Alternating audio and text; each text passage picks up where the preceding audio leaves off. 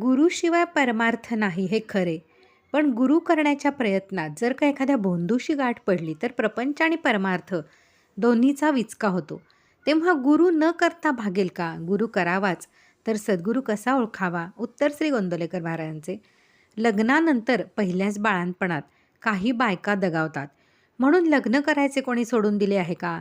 किंवा स्वयंपाक करताना काही स्त्रिया भाजून मरतात, म्हणून स्वयंपाक करण्याचे कोणी बंद केले आहे का?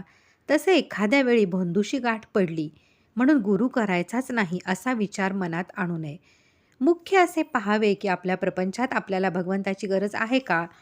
गरज नाही असे ठरल्यावर जितक्या उत्तम रीतीने प्रपंच करता येईल तितका तो करावा. मग परमार्थ मार्गाचा अजिबात विचार करू नये.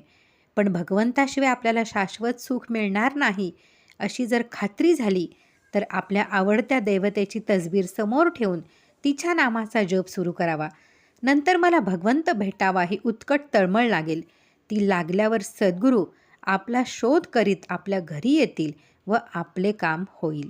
श्री गोंदवलेकर महाराज.